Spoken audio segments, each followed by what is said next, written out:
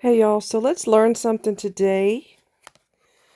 This is pertaining to young people, okay? Teenagers and young adults in particular. This is from an article called, it's from the Bass Medical Group, and the name of the article is Cannabis Induced Psychosis. What is it and who's at risk? Cannabis-induced psychosis is a serious medical health condition that can occur after using marijuana, especially high-potency or high THC products. It involves losing touch with reality, experiencing hallucinations, paranoia, or delusional thinking, and may require hospitalization.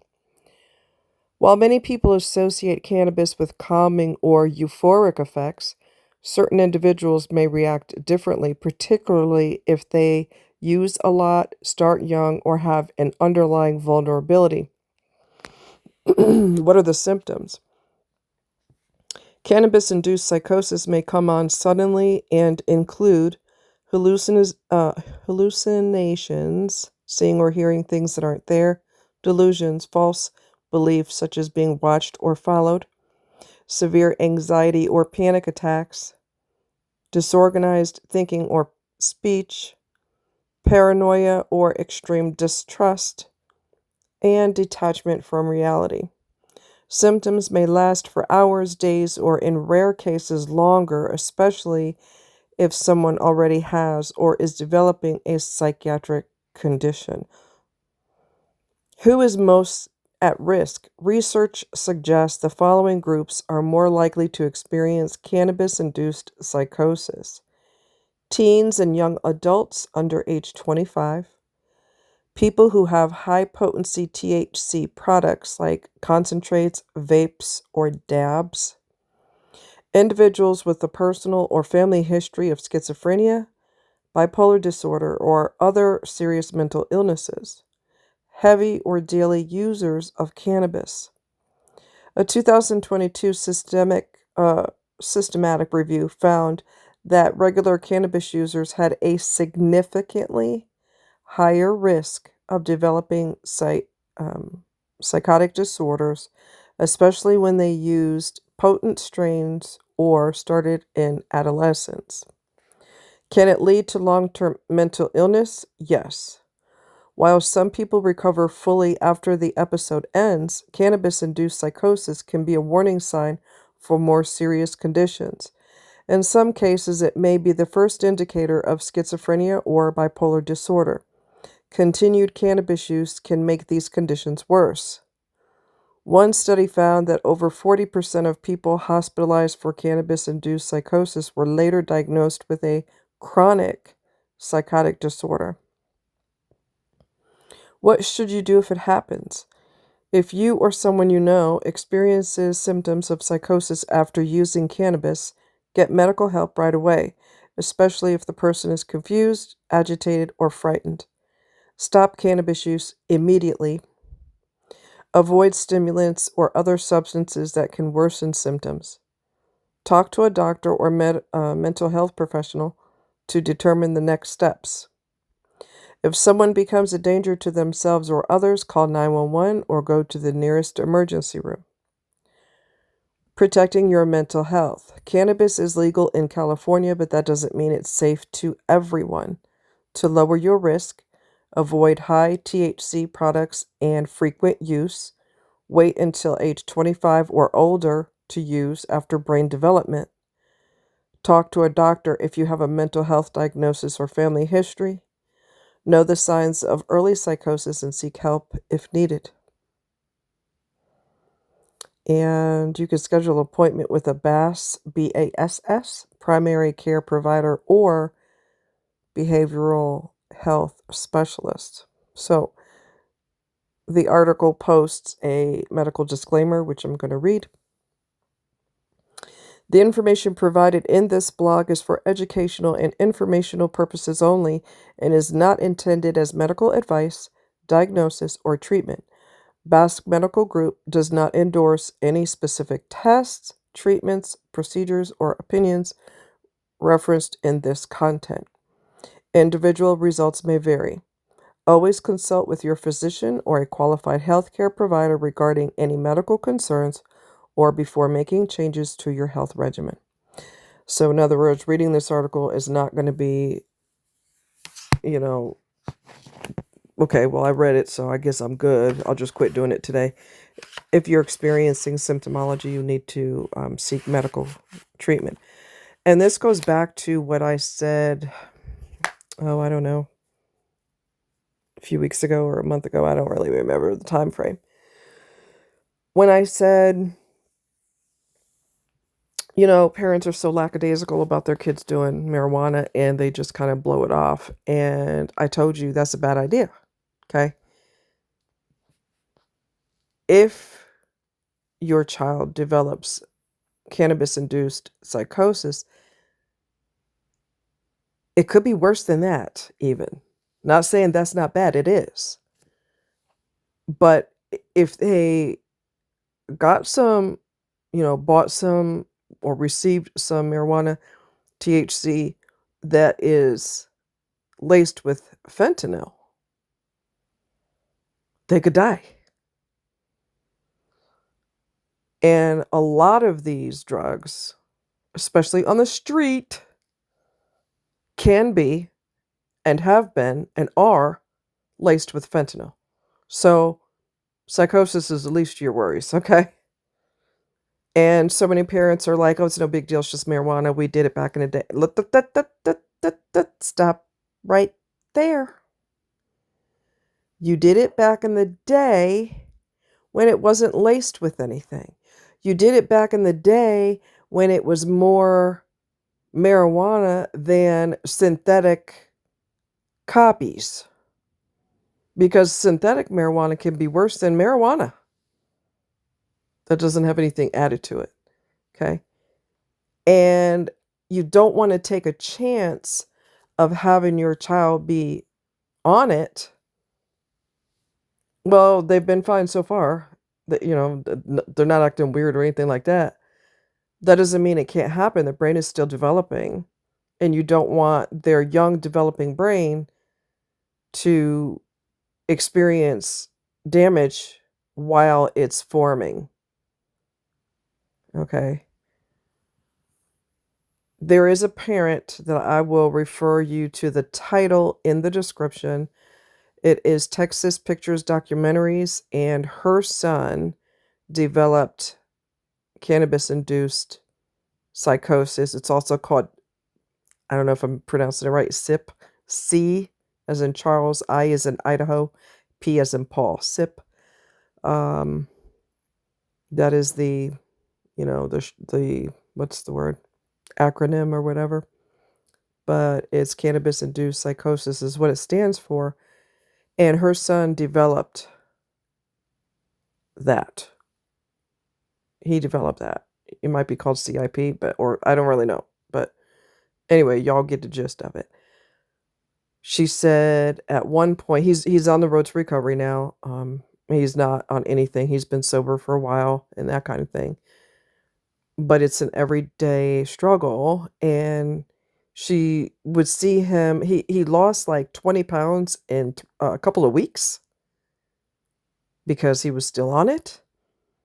And he looked like he was out of it. 20 pounds in a freaking matter of a couple of weeks, that's pretty serious. And he would sit there looking spaced out. She knew that he was not right. She knew that he wasn't right. And I'm not going to do spoiler alert. I'm going to let you guys watch it, and then you'll see how this went down. But there was one point when, I'll just tell you this one part, but his brother said, "Are you going to take the trash out or what?" Well, he got the trash bag, but he had no idea what to do with it. And his mom thought he was clowning. She's like, "Stop messing around. Take the trash out. What's wrong with you?" He wasn't he wasn't completely all there because of the marijuana. And he did receive a CIP diagnosis. He wasn't goofing around. He had no idea what was going on. And she said she feels bad for jumping on him back when she did, because she thought he was doing it on purpose, clowning, and he wasn't. So it's Texas Pictures Documentaries, and her son developed CIP, and he's on the road to recovery. He's doing well, but it's, it's an everyday process. Every day is a step in the right direction.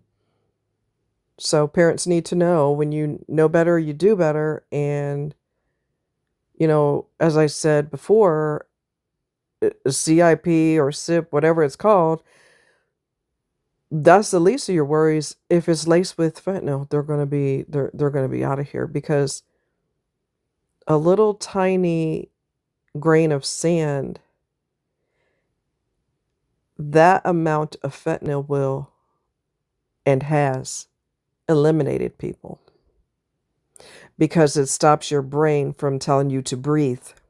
It interferes with that process. Fentanyl interferes with that process. You're going to hear a lot of people call it fentanyl. Every person that you hear saying that doesn't have a clue what they're talking about. That's not how it's pronounced. I have no idea why everybody's mispronouncing that word. It drives me absolutely insane. I've heard medical professionals call it the proper term, fentanyl, and I'm like, I breathe a sigh of relief. I'm like, thank you for not saying fentanyl. I don't know why people are saying that. It's silly, but this isn't a fentanyl situation. This is actually, like I said, CIP, Cannabis Induced Psychosis. So, like I said, when you know better, you do better. Don't be lackadaisical about them escaping to something. And that's I'm just going to go there real quick. Even though I never talk about this, but even though I didn't turn I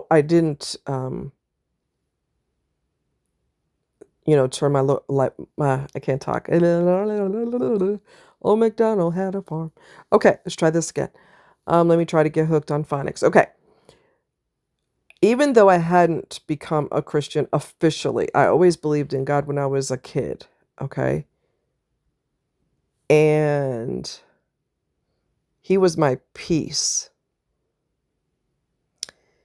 And I think that is a huge reason, and I'm not trying to be holier than thou, because you know me, I'm a bad seed. Sometimes I'm off the wall. But, because I had him to lean on, and I knew how to pray, it's just a conversation you have with God. There's nothing special and fancy, and you have to go to school to learn how to pray. No, baby, no, baby. You just have a conversation. He is probably, because I had leaned on him, and I've been through horrific violence growing up directed at me, okay? Because she didn't want a girl anyway. The mother didn't want a girl anyway. The father didn't want kids, but he's not going to stop a tapping booty. He's going to do his thing, and if you get pregnant, that's on you. But he don't really want to be bothered with kids, because that's money coming out of his pocket, okay? Let's just keep it real.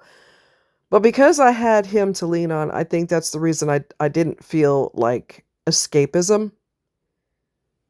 I have to run to drugs. I have to run to street drugs. I have to get marijuana. I have to get alcohol. I have to get. When you have something positive to lean on, you will not lean on the darkness. That's deep. But for real, I mean, you have to have the proper crutch, which is, and like I said, I'm not being holier than thou. Give me a break. But you need to lean on something positive, something that's not going to destroy you, cause you to become a junkie, something that's going to take your life because you took the wrong thing that was laced with something. You got to lean on the right thing. You have to escape to the proper things. And sports and God, connection with your friends, real friends, not drughead friends, real friends that don't do those things, because birds of a feather flock together. And if you hang with the wrong crowd, it's just a matter of time, especially if you don't have a backbone, or your kid don't have a backbone, whoever's listening to this video, or this podcast, I'm sorry. You got to lean on the right things. But if you hang with the wrong people, chances are you're going to end up doing the wrong thing, because they're going to entice you into it. And next thing you know, you fall for that,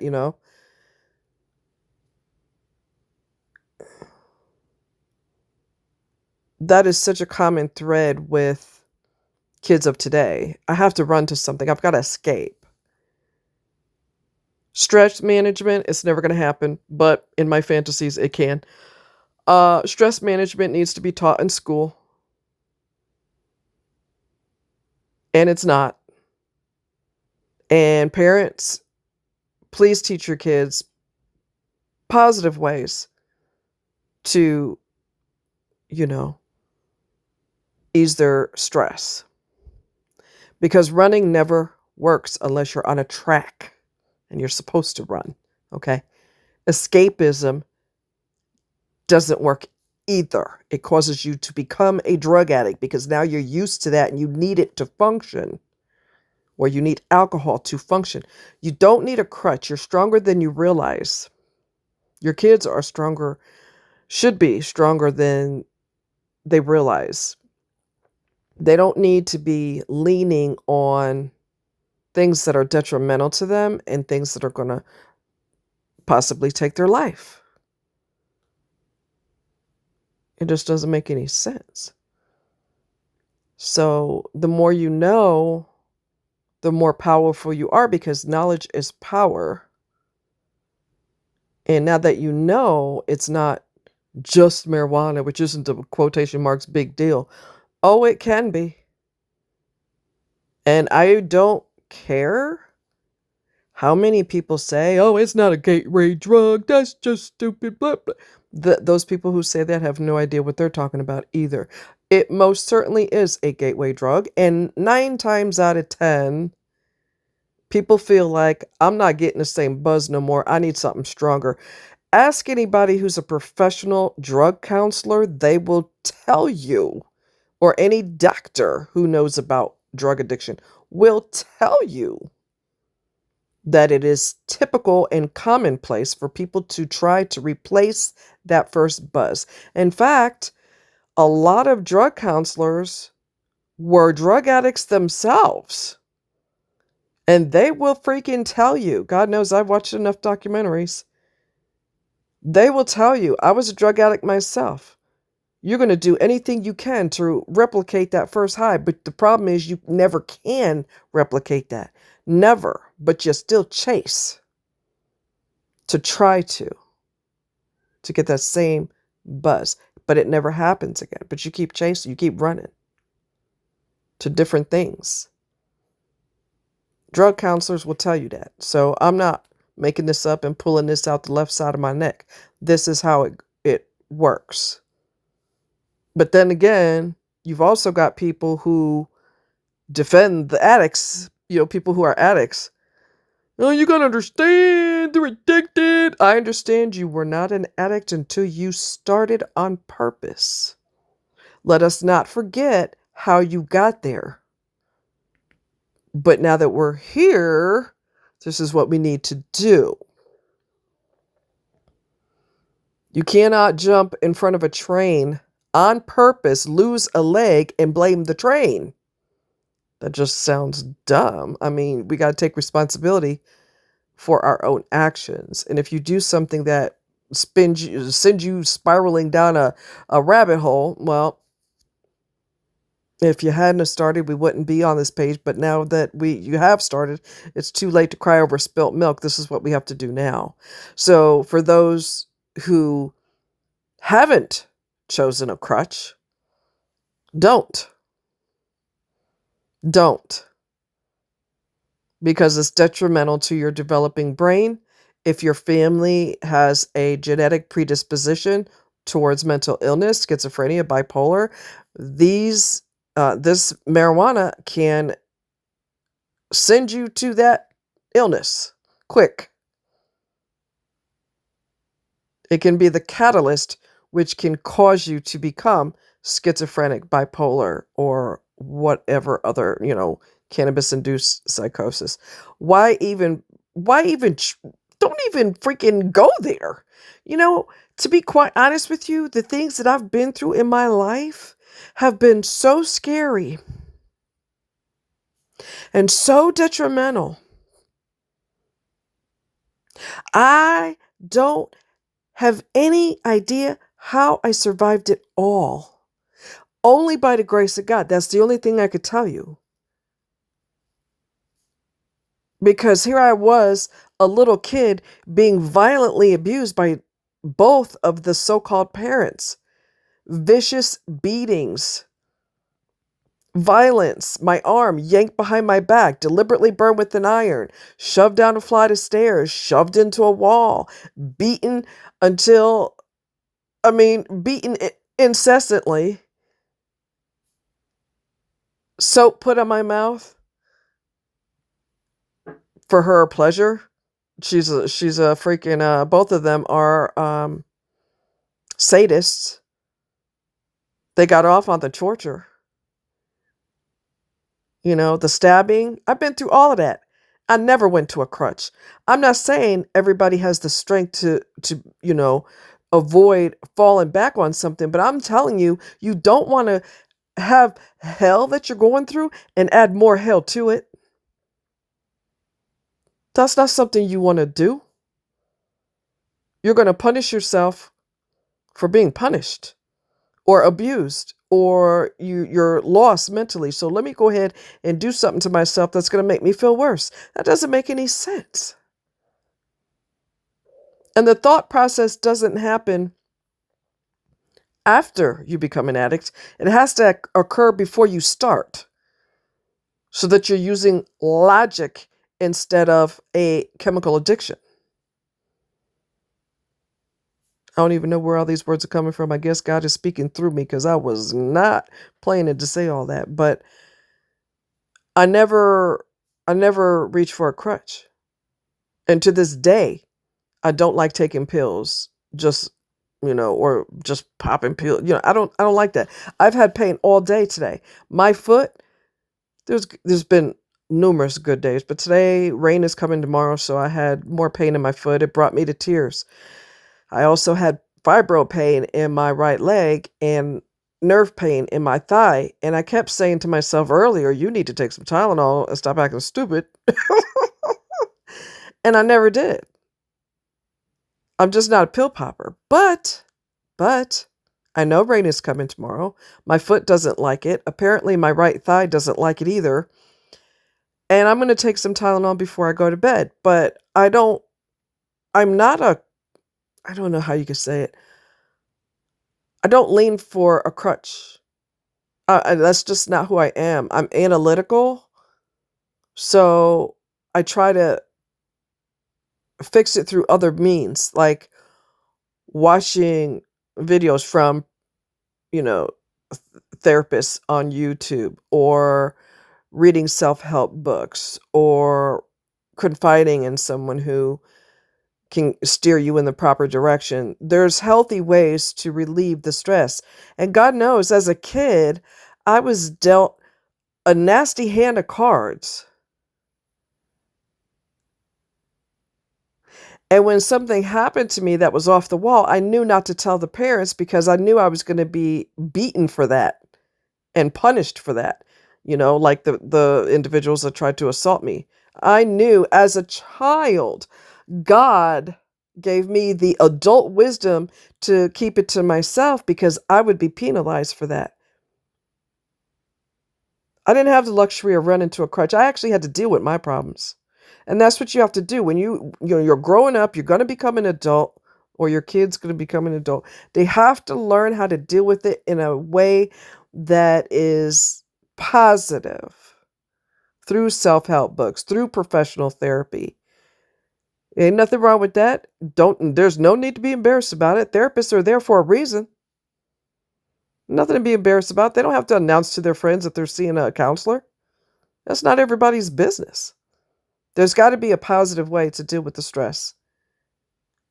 And going into a dark tunnel and you don't know what's at the end, that's not the way to do it. I love you guys. Take care. Bye-bye.